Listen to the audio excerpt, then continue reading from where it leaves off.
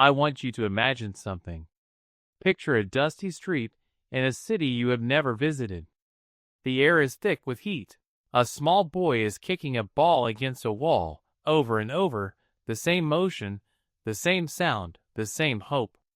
He does not know that one day, millions will speak his name. He does not know that his body will betray him before his talent can save him. He does not know that a paper napkin will change everything. This is a story about a boy who was told he was too small, and who became the largest figure the sport has ever known. This is the story of Lionel Messi. But more than that, it is the story of what happens when a human being refuses to accept the verdict that life has given him. It is the story of a machine built not in a laboratory, but in a bedroom, with a needle and a dream. It is the story of a man who carried an entire nation on his shoulders, and never once complained about the weight. It is the story of a quiet boy who let his feet do the talking, and in doing so, spoke a language that the whole world could understand. Lionel Andres Messi was born on the 24th of June, 1987, in Rosario, Argentina. Rosario is not Buenos Aires. It is a working-class city, a port city, a city of factories and steel and long, hot summers. The air in Rosario is heavy with humidity and the smell of the Parana River. It is the air that people breathe, the water they drink, the hope that keeps them going through the hardest days. His father, Jorge, worked in a steel factory. He would wake up before dawn, come home after dark, and still find the energy to coach his son's youth team. His mother, Celia, cleaned houses to help make ends meet. His father once said something beautiful about him. He said that the ball was tied to his son's feet by an invisible string. Wherever Lionel went, the ball followed. It was not a choice. It was a law of nature. It was as if the ball was a part of him, an extension of his body, a third leg that he had been born with. He was not just playing football. He was breathing it. He would stand on the sidelines, shouting instructions, while his son weaved through defenders twice his size. At 8, he moved to a bigger club, Newell's Old Boys. He was always the smallest boy on the field. Always. The other boys gave him a nickname, La Pulga, the Flea. But the Flea had a secret.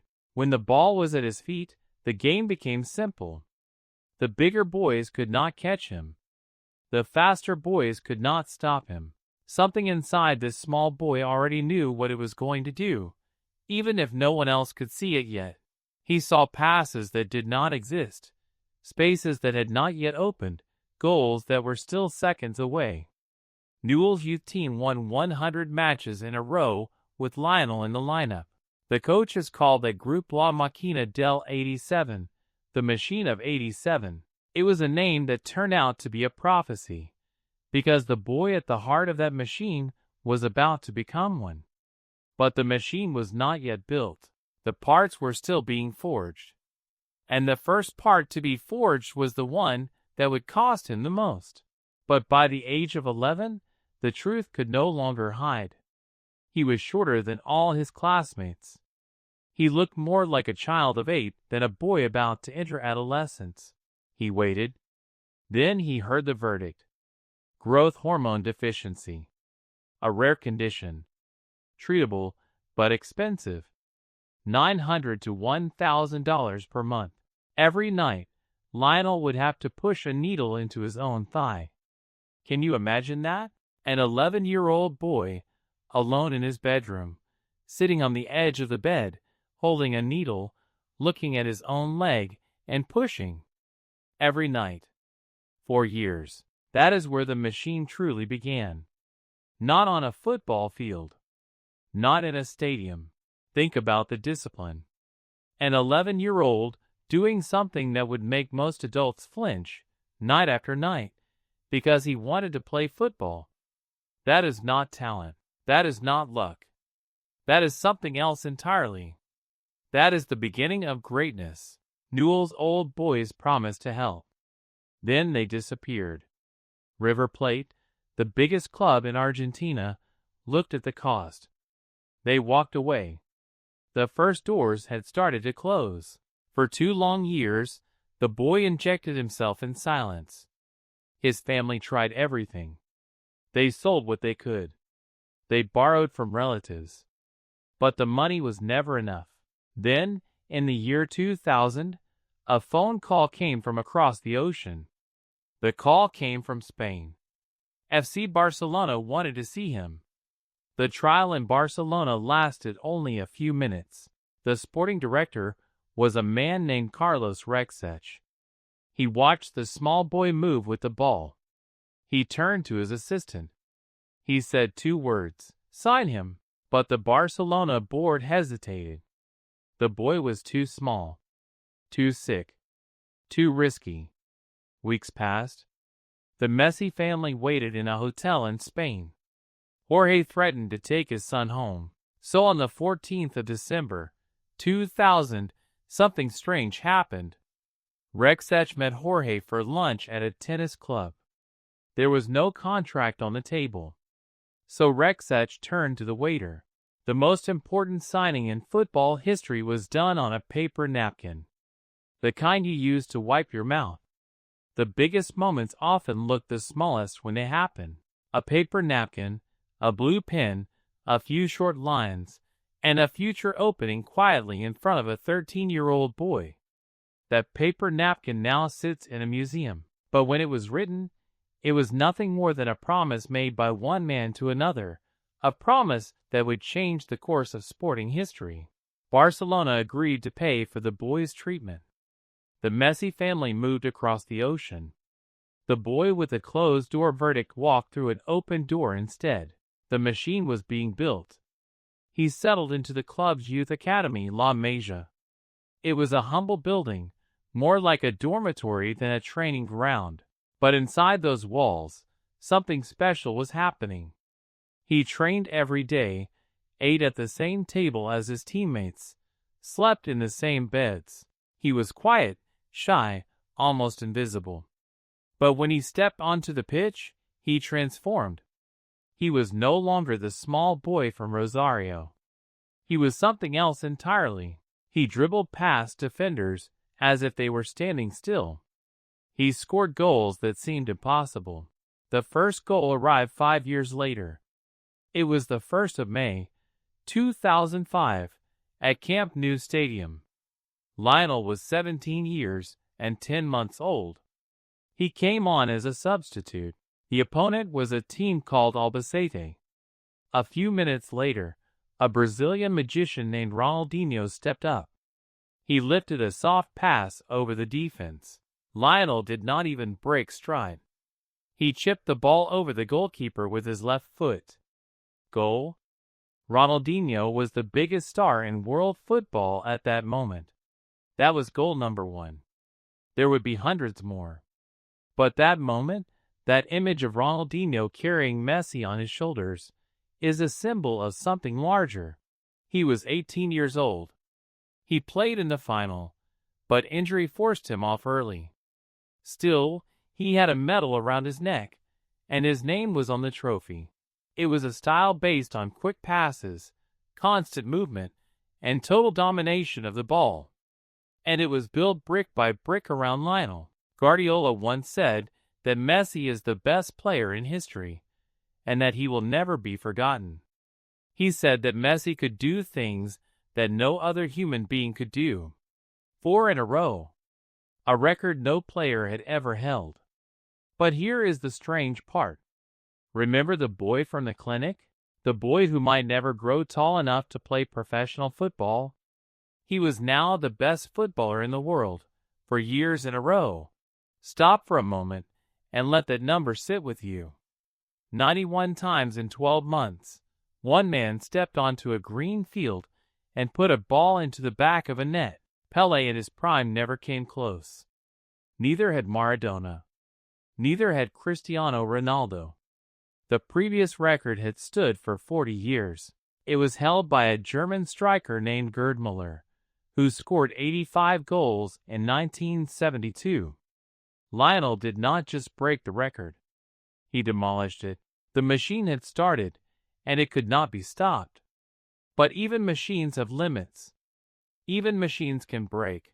And the breaking of this machine would come not on a football field, but in the heart of a man who had given everything and still felt like he had nothing. There is one goal from those years that has become legend. It happened in May of 2015, a Champions League semifinal against Bayern Munich. The defender was Jerome Boateng. He was a World Cup winner. He was one of the best defenders in the world. He stepped up to defend Lionel one-on-one. Lionel took the ball. He faked one way, then the other. 5 seconds, 13 steps, 5 touches of the ball, 2 world champions made to look like beginners. He did not celebrate goals like other players. He did not roar. He did not pull off his shirt. He scored, then he turned. He walked back to the center circle as if scoring was the most ordinary thing in the world. Because for him, it was. He had been scoring goals since he was a child. But in just a moment, you will hear about the night the gift broke. About a ball that sailed over a crossbar in New Jersey. He had taken thousands of penalties in his career. He almost never missed. But on this night, in front of 80,000 people, something gave way. He retired from Argentina. He was 29 years old. The machine of goals had finally found something he could not score. He had found the limit of his own gift.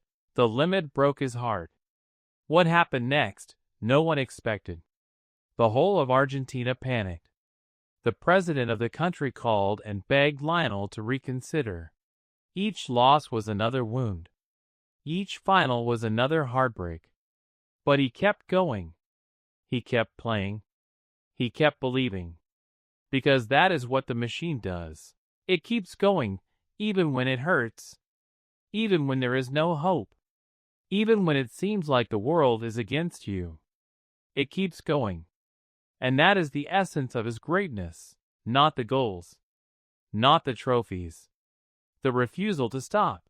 Then, on the 25th of November, 2020, something shifted. The god of Argentine football died. Diego Maradona was 60 years old. The country went into 3 days of mourning. Some people in Argentina said something strange about that moment. They almost felt embarrassed to admit it.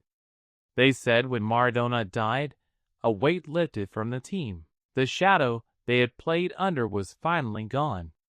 They no longer had to be Maradona. They could just be themselves. 8 months later, the truth of that thought was proven. Argentina won 1-0. When the referee blew the final whistle, Lionel dropped to his knees. He wept on the grass. After 15 years of wearing the Argentina shirt, after 28 years of his nation waiting, the machine had finally scored the one goal that mattered to his country, or so he thought. He had finally won something for Argentina. He had finally broken the curse. He was finally free. But freedom, as it turned out, was only temporary. Less than a month later, the worst day of his career arrived. On the 8th of August, 2021, Lionel sat down at a press conference at Camp Nou Stadium. He was 34 years old. He had spent 21 years at FC Barcelona. He had become one of the greatest players in the history of the game. And he was about to be told to leave. His wife handed him a tissue. The cameras held on his face. For a long moment, the room was silent, only his quiet breathing. When he finally found his voice, he said this: "I was not prepared for this. I gave everything from the first day to the last. I never imagined saying goodbye." He was leaving as a 34-year-old man. 21 years of one man's life given to one club, one city, one shirt. It ended in a press conference, in tears, with a tissue handed to him by his wife. It was not the ending he deserved. It was not the ending anyone had imagined, but it was the ending that happened. He moved to Paris. He played 2 seasons for Paris Saint-Germain. But Paris was not home. Paris was a hotel. The machine kept scoring, but the machine was hurting. He was no longer the young boy who had arrived in Barcelona. He was a man now, a man with a family, a man with a legacy, a man with nothing left to prove. But he still played. Argentina's first match was a disaster. They lost to Saudi Arabia. The whole country fell into shock. The dream was over before it had begun. Then something extraordinary happened. Argentina won every match after that. They beat Mexico, Poland, Australia, the Netherlands in a tense penalty shootout, and Croatia in the semifinal. On the 18th of December, 2022, Argentina walked out onto the field for the final of the World Cup. The stadium was called Lusail. After 80 minutes, Argentina led 2-0. France looked broken. Then, in 97 seconds of football, Mbappe scored twice. 2-2. Extra time. Lionel scored again, 3-2. Argentina was minutes away from glory. Then Mbappe scored a third. 3-3. Penalties. Lionel walked up to take the first kick. The eyes of 4 billion people were on him. He had missed a penalty in another final, 6 years earlier, on a different continent. He pulled his foot back, struck, and the ball flew into the net. France missed 2 of their kicks. Argentina won 4-2. The Lusail Stadium erupted. Lionel dropped to his knees, looked up at the sky, held his arms out wide, and cried. Can you imagine that? After 15 years of waiting, after 4 lost finals, after the ball that sailed over the bar in New Jersey, now finally the sky. 36 years had passed since Maradona had lifted that trophy in 1986. Exactly 1 generation. The shot belonged to the family of his wife. The men fired 14 shots into the front door. No one was hurt. The shop was closed. The year before, the city had recorded 287 murders. And now, just months after Lionel had brought the World Cup home, his own hometown was sending him a message written in gunfire. He did not respond in public. He did not visit Rosario for a long time after that. In the summer of 2023, Lionel moved to a new country, a country that had never really cared about football. He signed with Inter Miami in the United States. He won the MLS Cup with Inter Miami. He won the league's Most Valuable Player award 2 seasons in a row, the first player ever to do it. He played in front of packed stadiums, with fans chanting his name, with children wearing his shirt, with a new generation discovering his genius. He had nothing left to prove, and yet he still proved it. Then, on the 18th of March, 2026, a number appeared next to his name. A number only one other man in football history had ever reached. 900. Stop for a moment. Think about what that number means. It happened in a CONCACAF Champions Cup match against Nashville. 2 completely different careers, both finishing the same impossible sentence. When Lionel scored goal number 900, he did not roar. He did not run to the cameras. He did what he had always done. He turned and walked back to the center circle. The most ordinary thing in the world. Because for him, it was. Lionel Messi is 39 years old. This is his 6th World Cup, a record he shares with only one other man. He does not need this tournament. He has already won everything. It was not designed to retire. It was designed to score. As long as there is a ball, a goal, and a piece of grass to run on, the machine will keep going. Maybe he will miss a penalty. Whatever happens, it does not change what he has already done. It does not change the fact that he transformed the sport. It does not change the fact that he carried the weight of a nation on his shoulders. It does not change the fact that he never gave up, even when everything told him to stop. But if you have followed this journey with me, if you have felt the weight of the needle, the pain of the missed penalty, the joy of the lifted trophy, it is about the boy who kept pushing, kept injecting, kept running, kept scoring, even when the world told him he was too small. Because in the end, that is what greatness is. And that decision is still being made, every single day, even now, as he steps onto the field for the last time, or what might be the last time.